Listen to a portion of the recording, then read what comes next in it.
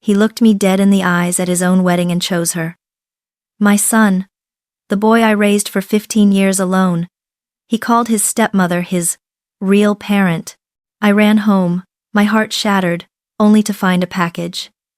Inside was his secret journal, and what that journal revealed wasn't his betrayal, it was his sacrifice. I spent 15 years being the best mother I could be to my son Leo, only to hear him say at his wedding, "My real parent is walking me down the aisle. Not you." He was talking about Victoria, the woman my ex-husband David married 3 years ago. But what destroyed me wasn't his rejection at the church.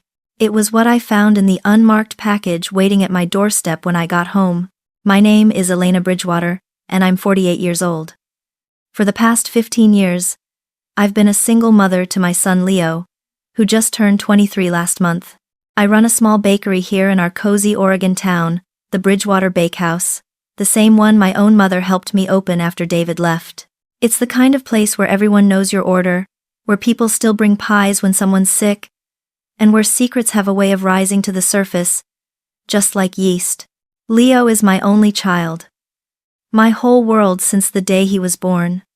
His father, David, left us when Leo was just 8 years old. No warning, no explanation that made sense. Just a note on the kitchen counter saying he needed to find his potential and that we'd be better off without him. He signed away his parental rights without a fight and disappeared to Seattle. It's the kind of place where everyone knows your order, where people still bring pies when someone's sick, and where secrets have a way of rising to the surface, just like yeast. Leo is my only child, my whole world since the day he was born. His father, David, left us when Leo was just 8 years old. No warning, no explanation that made sense. Just a note on the kitchen counter saying he needed to find his potential and that we'd be better off without him. He signed away his parental rights without a fight and disappeared to Seattle. For 15 years, I was mother and father, friend and disciplinarian, protector and provider. Then, 3 years ago, David came back into our lives with his new wife, Victoria Rutherford. Victoria is a big-shot tech investor from Seattle, the kind of woman who wears sharp, minimalist blazers to casual dinners and has a different sleek, silent electric car for each day of the week. Suddenly, the father who couldn't handle the responsibility of raising a child was playing a perfect parent with someone else's money and influence. The morning of Leo's wedding was supposed to be the proudest day of my life. I had personally baked the wedding cake, a 4-tiered masterpiece of white chocolate and Oregon raspberry, a recipe I'd been perfecting since Leo first announced his engagement. Instead, that morning became the day I learned that 15 years of love, sacrifice, and pre-dawn baking shifts could be erased by 3 years of expensive gadgets and carefully planted lies. When Leo told me Victoria would be walking him down the aisle instead of me, when he said she was his real parent figure now, something inside me shattered into pieces I thought would never fit back together. But that package on my doorstep, the one with my son's childhood journal inside, changed everything. The note he left said to read page 47 before I judged him, then read the last entry. What I found in those pages revealed a truth so twisted, a secret so devastating that it made me realize I never really knew what was happening in my own son's life. The boy I raised to be strong had been fighting a battle I knew nothing about, protecting me in ways I never imagined and sacrificing himself because that's what I taught him love looked like. This is the story of how I lost my son on his wedding day and found him again in the words he wrote when he thought I'd never understand. The morning of Leo's wedding started like a dream come true. I stood in my kitchen at 5:30 a.m., unable to sleep from the excitement, inspecting the tiered cake for the 3rd time. The scent of vanilla and sugar filled the air as I worked a few last-minute pearls of frosting onto the base, determined for it to be perfect for my son's big day. My hands were steady, the hands of a baker used to delicate work, but my heart was racing like I'd just drunk a quadruple espresso. The framed photo on my kitchen counter caught my eye. Leo, at 9 years old, covered in flour, missing his front teeth, grinning proudly next to a lopsided birthday cake we'd baked for my mother. That was taken just 2 months after David left us. I remember Leo asking me that day if Daddy left because he wasn't a good enough son. I told him that sometimes adults have problems that have nothing to do with their children, that his father's leaving was about David's own struggles, not about Leo's worth. He nodded like he understood, but I saw the doubt in his eyes that took years to fade. You're going to frost a hole in that cake base if you keep staring at it? My mother, Clara, said from the doorway. At 72, she still moved with the quiet confidence of a woman who'd worked her whole life. First as a teacher, then helping me build my bakery. She'd moved in with us 5 years ago after my dad passed, and she'd become Leo's third parent, the grandmother who never missed a baseball game or a coding competition. Just want everything to be perfect, Mom, I said, stepping back from the cake. It's not every day your only son gets married. Clara walked over and straightened my apron with practiced hands. Your father would be so proud today. He always said Leo had your spirit but his wisdom. My brother Ryan burst through the door without knocking, already dressed in his light gray suit. At 45, he still had the energy of someone half his age. Elena, you need to eat something. I brought coffee from the Daily Grind. Leo specifically requested their scones for the groomsmen, so I grabbed extra. I'm too nervous to eat, I said, but took the scone anyway. The Daily Grind had been Leo's favorite since he was little. Every Saturday morning after his coding camps, we'd go there for hot chocolate and scones. Those conversations were where I learned who my son really was. Remember when he was 16 and tried to code his own wedding invitation app? Ryan laughed. He made you RSVP while he hummed the wedding march. He made Clara be the bride, I added, smiling at the memory. Said he wanted to practice with someone who wouldn't critique his UI. I was honored to help, Clara chuckled. Though I did point out that at his real wedding, the bride probably shouldn't be old enough to be his grandmother. Chloe Morrison, the actual bride, was a wonderful girl, 25 years old, worked as a graphic designer. She loved Leo the way he deserved to be loved, with respect and patience and genuine admiration. I'd watched her look at him the way I used to look at David, before everything fell apart. At 7, Ryan knocked on my kitchen door again. Elena, Leo's asking for you. Says he needs to talk before the ceremony. He's in the groom's suite at the church. The walk to the church took 10 minutes, but I stopped at my own bakery on Main Street. I'd set aside a small, braided sweetbread, a challah loaf, something I always made for Leo on special occasions for good luck. He used to pick at the raisins and call them hidden treasures. The church looked magnificent, its white steeple reaching toward a perfectly clear Oregon sky. The parking lot was already filling with guests, and I recognized half the town had turned out for my son's big day. I found Leo in the groom's suite, surrounded by his 4 groomsmen, who quickly excused themselves. He stood in front of the full-length mirror, wearing a sharp blue suit, but his reflection showed red-rimmed eyes and hands that wouldn't stop fidgeting with his tie. His bride, Chloe, was there too, sitting in the corner, already in her wedding dress. She looked pale and her hands were trembling. That was the first thing that felt wrong. Buddy, what's wrong? I asked, setting down the bread on the table. Getting cold feet? Because if Chloe's not treating you right, I've got a rolling pin in the car and your Uncle Ryan knows where to hide a body. Neither of them laughed at our old joke. Instead, Leo turned to face me, and I saw something in his eyes I'd never seen before. It looked like guilt mixed with a cold determination, the same expression he'd had at 13 when he told me he'd broken the industrial mixer, but had already arranged to pay for repairs with his allowance. Mom, I need to tell you something, his voice cracked. Dad and Victoria are here. My chest tightened, but I kept my voice steady. Okay, we knew he might come. That's fine, sweetheart. Today is your day. If having your father here makes you happy, then I'm happy. No, Mom, you don't understand. Leo took a shaky breath, his hands clenching. Chloe stood up, looking like she was going to be sick. I asked Victoria to walk me down the aisle. The words hit me like a physical blow.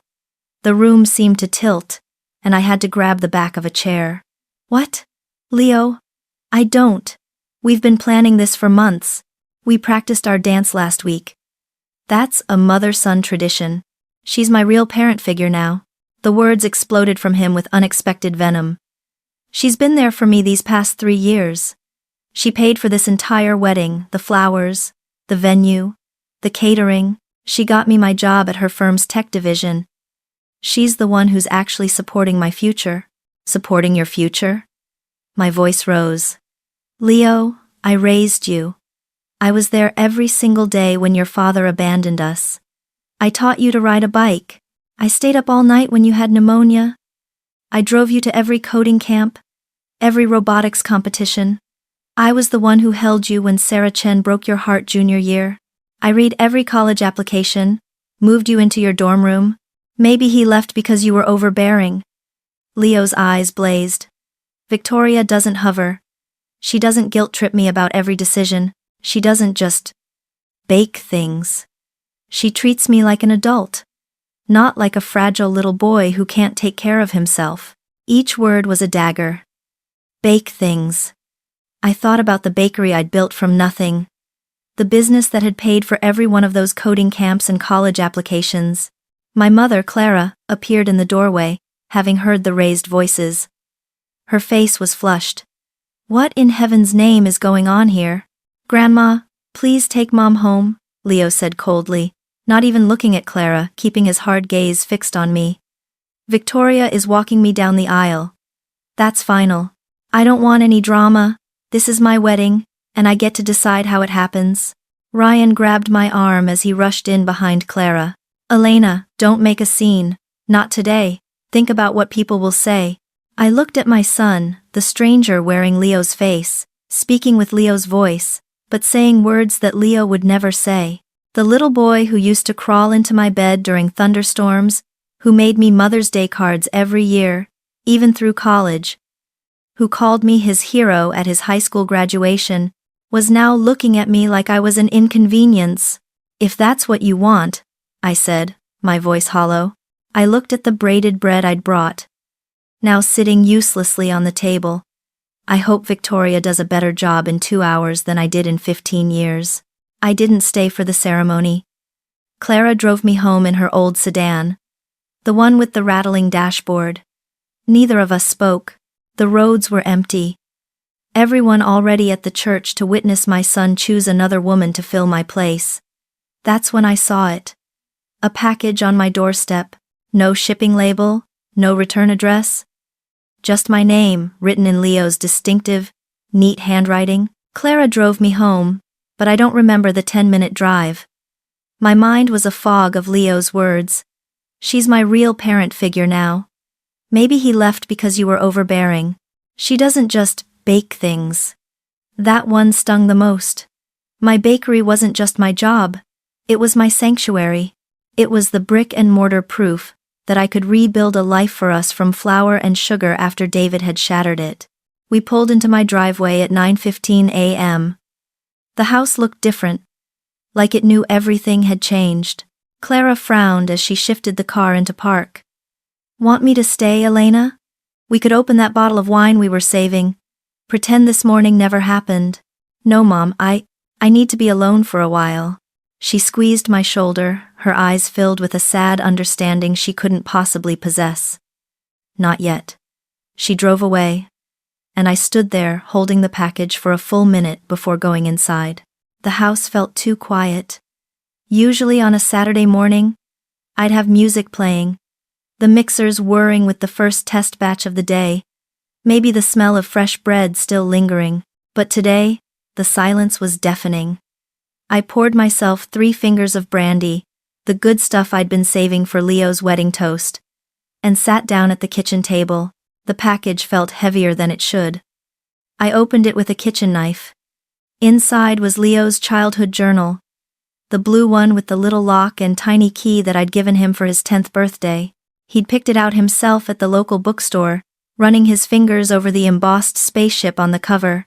A note was taped to the front, written on the same elegant, cream-colored stationery he'd used for his wedding invitations. Mom, read page 47 before you judge me. Then read the last entry. I'm sorry it had to be this way. Love, L. My hands shook as I found the tiny key, still taped inside the front cover, and opened the lock. The diary fell open easily to page 47, marked with a red ribbon. The date was 3 years ago, right when David had first reconnected with Leo. March 15th. Dad came to see me today with his new wife, Victoria. She was crying, begging for forgiveness. She told me something that changes everything. She said she and Dad left because Mom threatened to destroy his career if he tried to take me.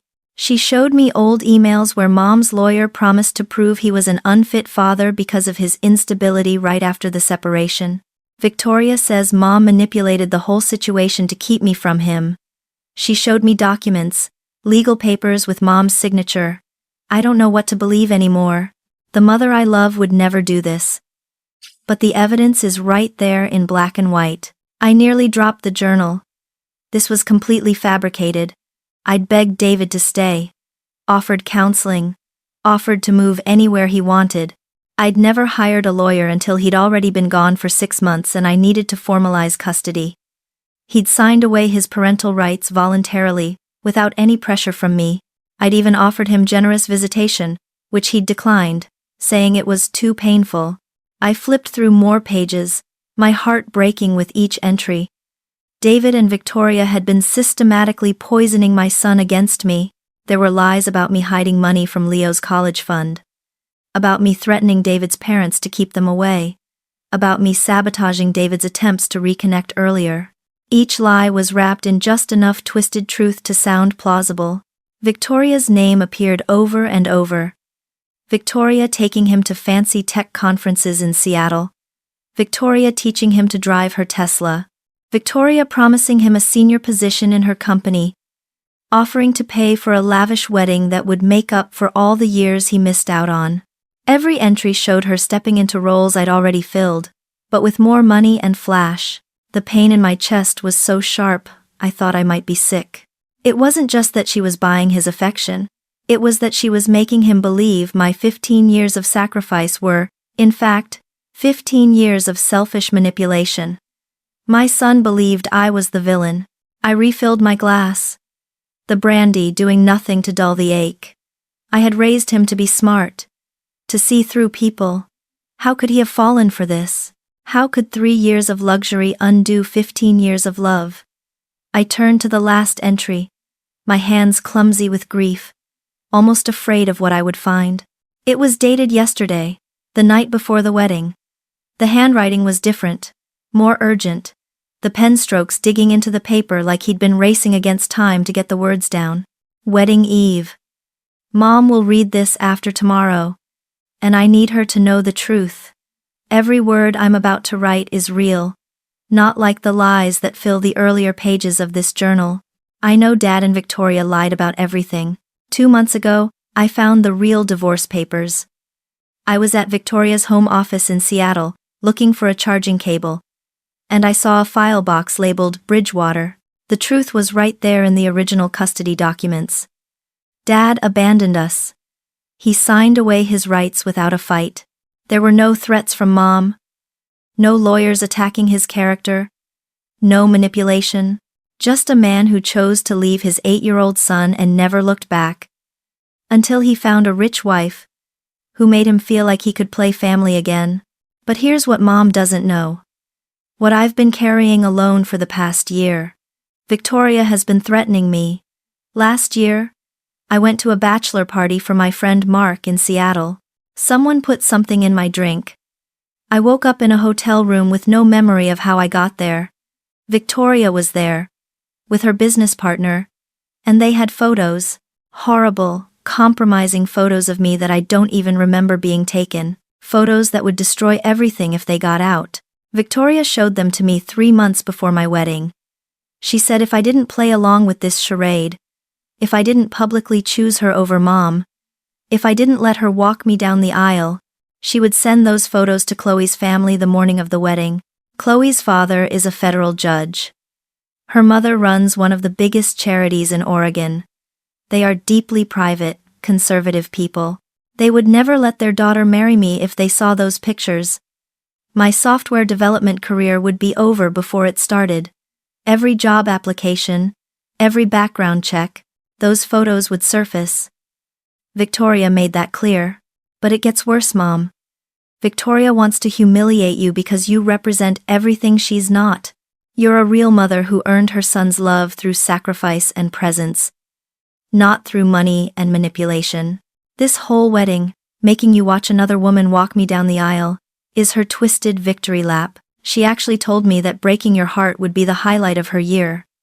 She told me to say those things. About you being overbearing. About the bakery. She said, make sure she knows you're choosing a life of success over a life of flour and sugar.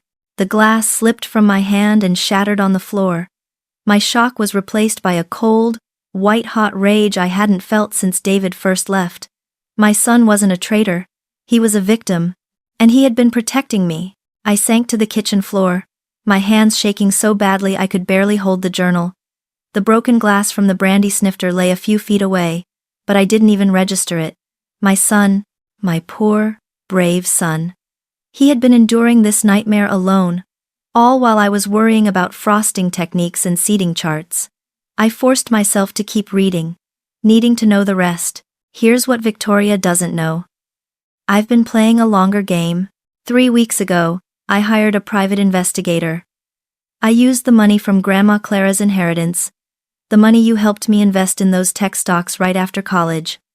Mom, I told you it was for a down payment on a house, but it was for this. The investigator found something beautiful. The hotel's security footage from that night. It clearly shows Victoria and her business partner carrying me, unconscious, into that room. The real crime wasn't what's in those photos. It's what they did to create them. My friend Marcus, who works in cybersecurity, has been helping me, too. He's been my roommate for the past year, and he knew something was wrong. I finally told him everything last month. Right after the ceremony, while Victoria is at the reception playing the proud, supportive parent, Marcus will be wiping her devices remotely. Every photo, every backup, every cloud storage account. The investigator already confirmed Victoria only has digital copies. She's too arrogant to think she'd need physical backups of her insurance policy. But I needed Victoria to believe she'd won. I needed her confident and off guard, not suspicious. That meant I had to break your heart today. Mom, I had to look you in the eyes and say things that would make you believe I'd chosen her over you. Every word was a knife in my own heart, but I knew you were strong enough to survive this pain. You survived Dad leaving. You survived Grandpa's death. You could survive your son's cruelty for one day. It was the only way to make her feel secure in her victory. Tomorrow, no, today.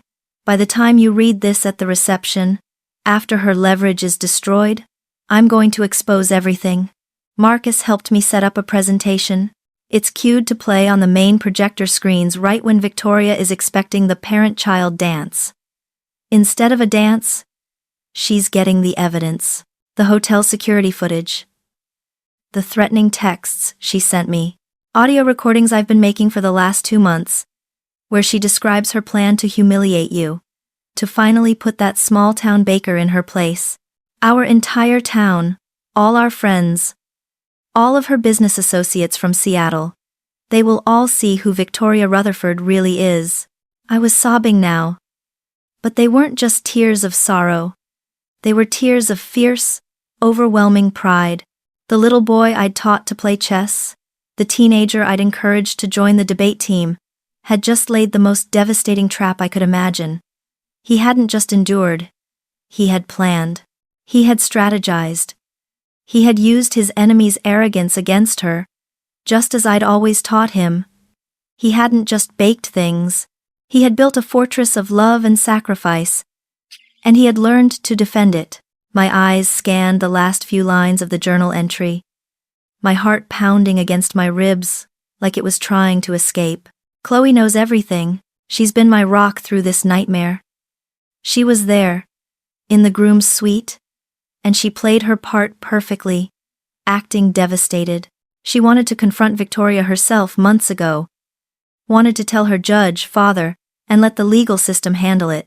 But I begged her to let me handle it my way. I couldn't risk a legal battle that might get buried in appeals for years. I needed to end this.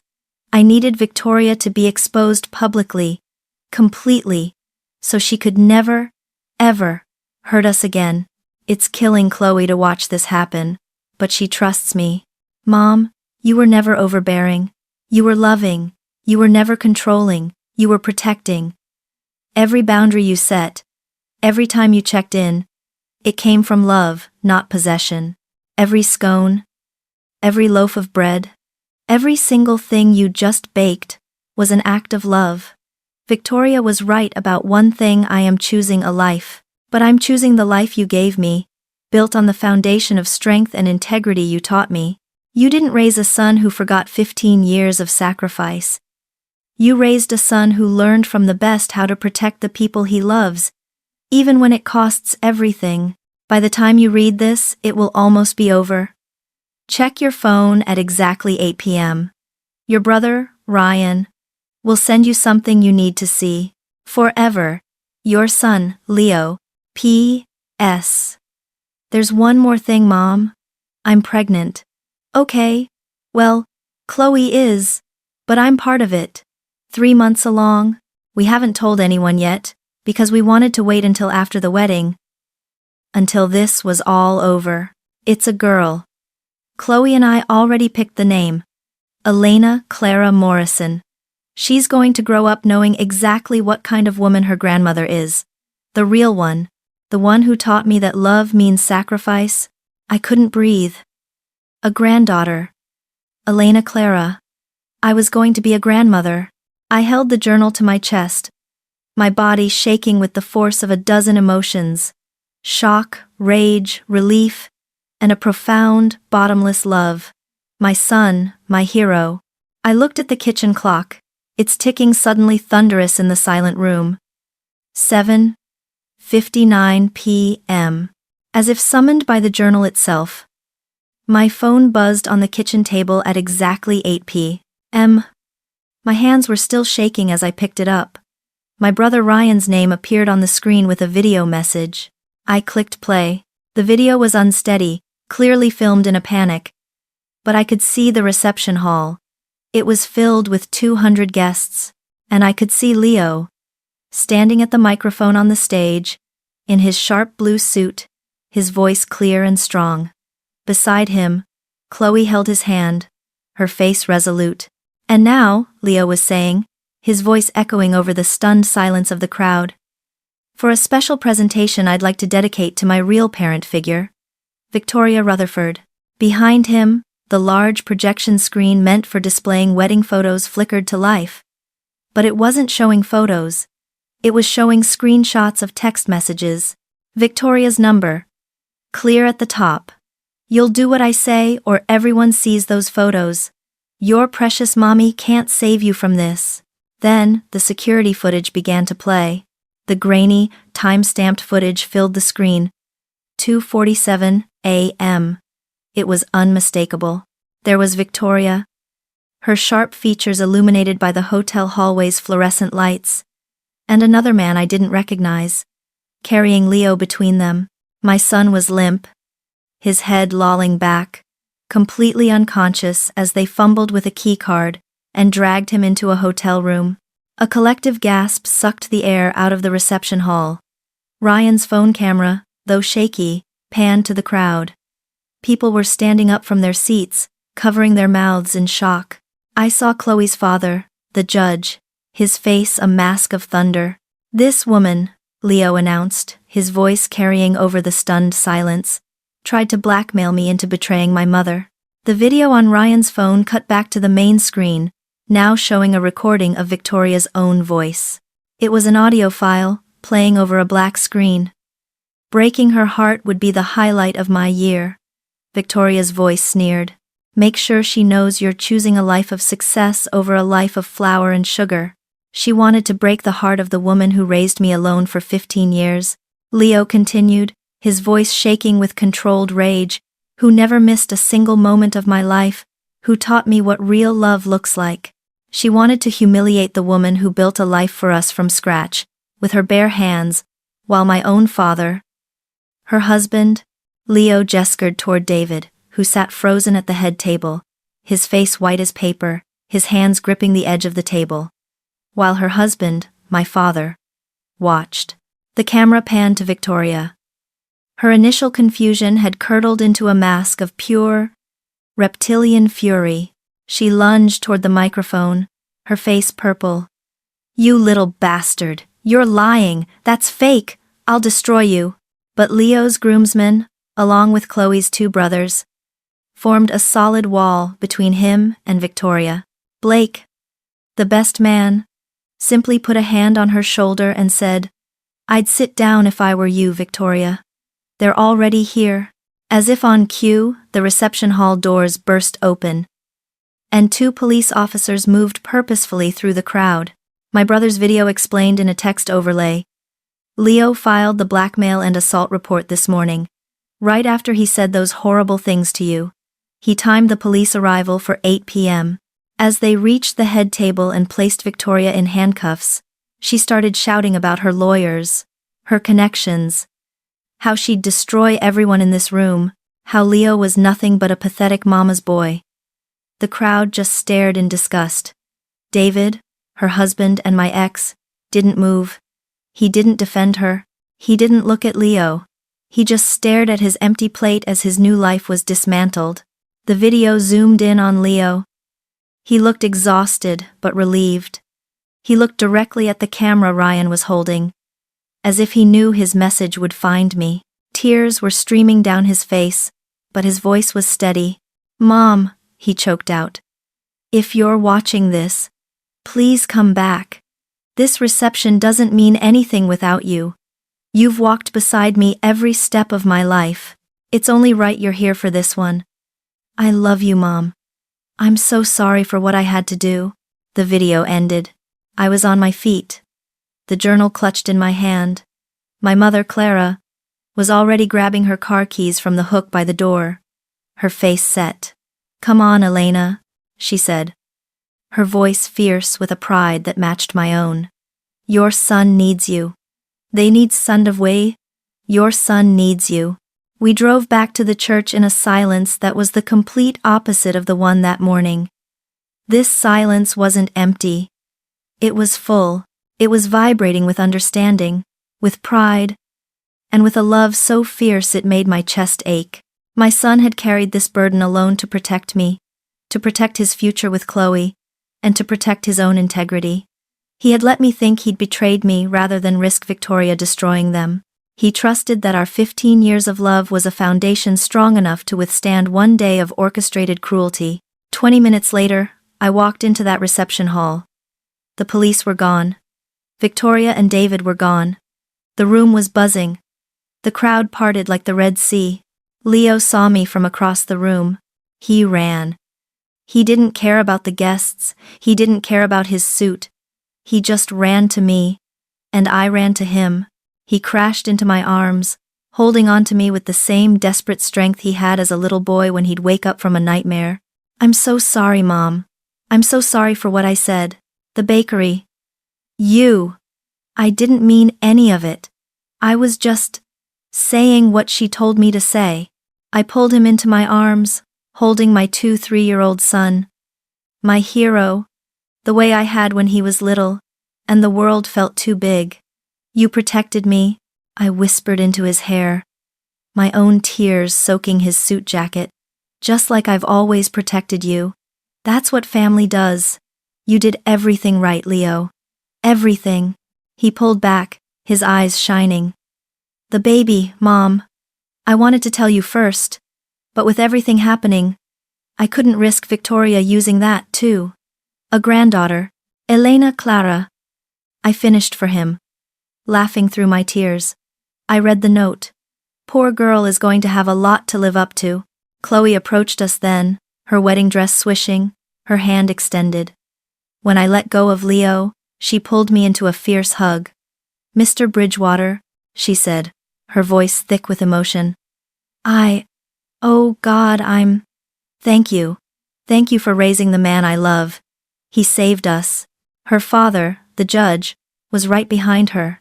He looked at me, his expression no longer thunderous, but filled with a profound respect. "Mrs. Bridgewater, Your son is one of the bravest men I have ever had the privilege to meet. Justice will be served. I've already made some calls. Victoria Rutherford's associates in Seattle are about to have a very, very bad night. The DJ, a young man who looked completely bewildered, cautiously approached the stage. So, what should I play now? Leo laughed, a real, relieved laugh. He wiped the tears from his face and took my hand.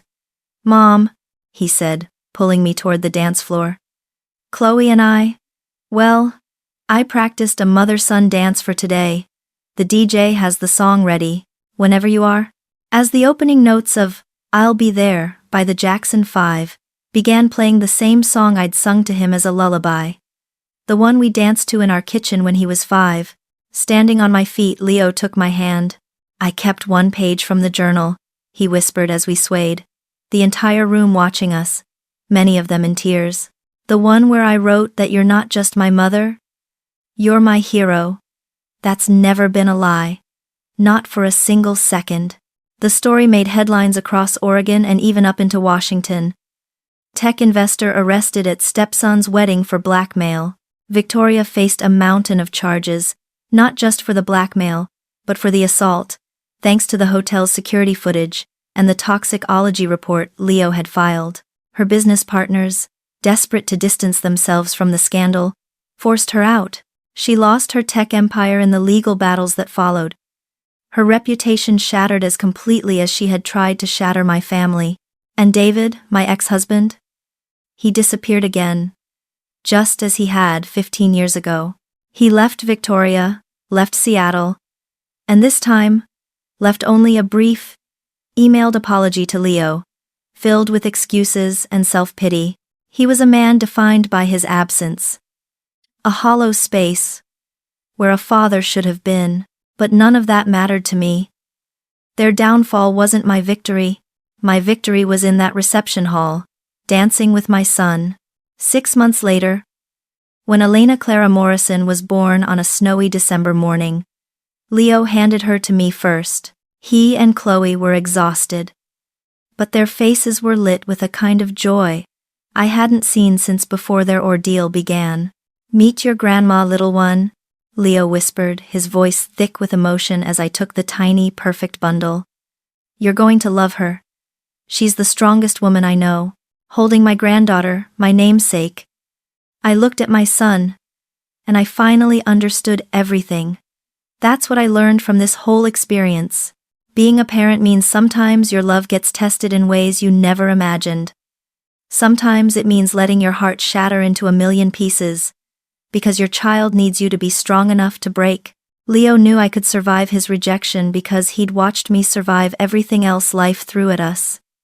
He'd watched me survive David's abandonment. He'd watched me survive building a business from nothing, with flour-dusted hands and pre-dawn alarms. He'd watched me survive the grief of losing my own father. He trusted in the foundation we'd built together, brick by brick. Over 15 years of bedtime stories and morning scones, of coding competitions and driving lessons. Real love doesn't need to walk down an aisle to prove itself.